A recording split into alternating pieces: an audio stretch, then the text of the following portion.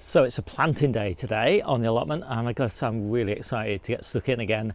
It's been a little bit of time since I've been planting, and I've got quite a lot built up now, and I will be now planting probably most weeks, all through the rest of the year, I guess. But let's get stuck in. So my first job for today is to get these cauliflowers planted, and I've got, I don't know, 7 of them. I can't get them all planted, but I'll get 5 of them probably planted, and I'm going to put them in one of my little low tunnels.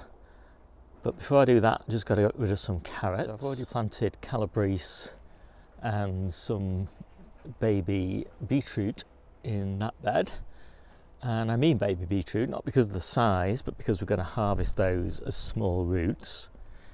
So this is where I'm going to put my cauliflowers. Hopefully I'll get 5 in, just like I've done with those. So I'm going to get those carrots out. So these are touchon, and we don't need them until next week, so I'm just going to stick them in the fridge. But they're our favourite carrot, really. They just don't hold in the ground quite as well as Eskimo, so I've still got a few touchon to go. They'll probably last us through January, and then we've got 2 beds of Eskimo for February, March and early April. So I just worked a bit of well-rotted cow manure into this compost, and then just a little pinch of blood, fish and bone in each of the holes. And the compost, I'm putting a calabrese in the middle and 2 successions of cauliflowers around the edge. So some of them are early September and 2 of them are late September. And in a couple of weeks' time I'll fill all the gaps in this bed with radish and turnips, and that should work out okay. And you might be asking, why not plant my cauliflowers kind of back in autumn for my early crop? And it's basically just so I can get an extra crop, so I've had a crop of carrots out of this bed, which I wouldn't have been able to do had I not just overwintered these in pots in the greenhouse. So next up are these little cabbages. So there's cabbages next door to them, and we're going to have some nice weather, so I don't think they're going to need any hardening off.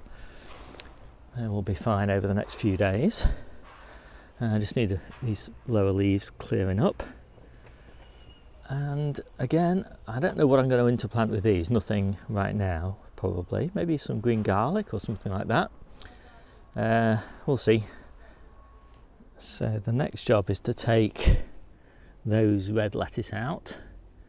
Red lettuce, for me, they really survive through winter very well. So I just harvested all the good leaves this weekend, and I'm just going to pop some green garlic in there. So I really like to start my green garlic in containers, the stuff that I'm going to harvest early anyway. So I've got loads in the ground, but it's nowhere near as far on as this. And obviously by going in the polytunnel, this will be even further on. So this should give us a harvest of green garlic about a month earlier than the outside beds. So I'm hoping for sometime in March. And green garlic is just ordinary garlic plants, just planted close together and harvested for the stem, leaves and the bulb. So you don't waste anything because it's all in nice condition rather than all dried out. So that's in, and that'll last us for maybe a week. So we need to get all the other stuff planted somewhere, and I'm thinking, because I've just been harvesting some of these turnips, I'm going to put some in there as well. So there we go, there's another few weeks supply. Popped a few in down here as well. So you might be thinking, why not just plant this directly in the ground back in October, November time? And basically it's just because it allowed me to get this really nice turnip crop out of the same ground. And it didn't cost me anything really to pop them into these little module trays, just stick them on a windowsill in the corner somewhere, and then pop them outside in my little mini greenhouse. And so just an extra crop, and then these will be out the ground long before I need this space for the tomatoes in May. And since I've got these plants spare, I'm just going to pop them down the centre. Actually, maybe I'll pop them down the edges of this bed, and they won't get in the way then. No, maybe the centre's best. So there we go. And that gives me loads more planting spots. I can plant in the centres down here, I can plant in the centres there. Don't know what I'll plant yet. I don't plan at that level of detail. Just see what takes my fancy as the season goes on. So I just lost a little video clip that should have gone in here that explained what happened to that 5th cabbage.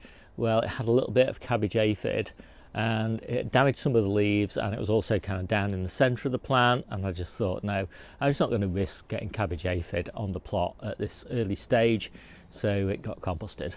So here's something that's gone wrong. So these plants have just got a little bit too stressed.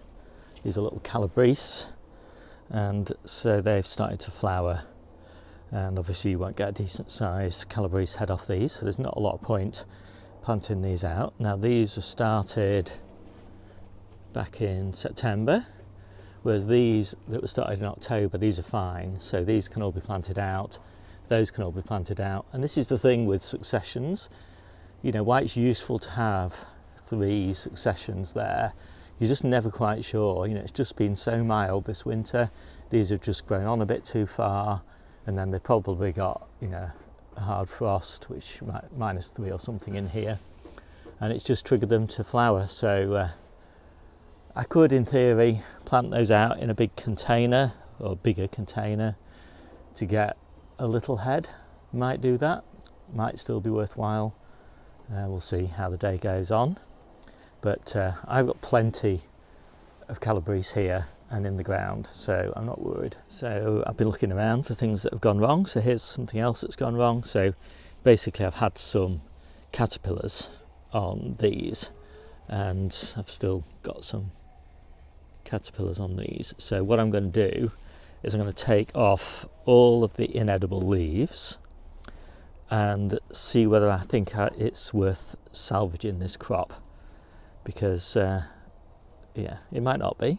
It might be, I don't know. So the only real way to tell, I think, is to clear it up and come back to it in about a month's time and make a decision. So there's a nice little sample of caterpillars, and that looks way better already. And I kind of felt, now that I've done this, that I should have implanted that garlic into this bed. But anyway, we will see how that turns out. So yeah, I don't know whether I've got all the caterpillars, I doubt it, but easier to keep an eye on it now. So these little calabrese that started to go to flower, I just potted them on. I couldn't bear to just compost them. I might get, you know, I'll get a leaf harvest off them, because these leaves are lovely, and you know, I might get just some like little tiny calabrese heads, nothing really worthwhile, but I just couldn't bother to compost them, couldn't bear to compost them. So these pots are too small really, but again, I just don't have enough space. So it's always a compromise in gardening, and that is the compromise. So I've also taken a few perennial kale cuttings, and hopefully I'll get those potted up sometime this week. I'm in water at the moment. So this year I've done more strawberries in hanging baskets, and so I moved the first half of them into the polytunnel because this half has still got lots of lettuces in hanging baskets on it, and they do tend to get a bit more in the way down this side as well than over here, but they're looking lovely. I'm really pleased with them, and I'll move the second batch in February, and so hopefully that'll give me like a little bit of a succession. So really pleased with those. So hope you liked this quick video. My name's Steve, this is the Seaside Kitchen Garden and Allotment channel, and I'll see you soon.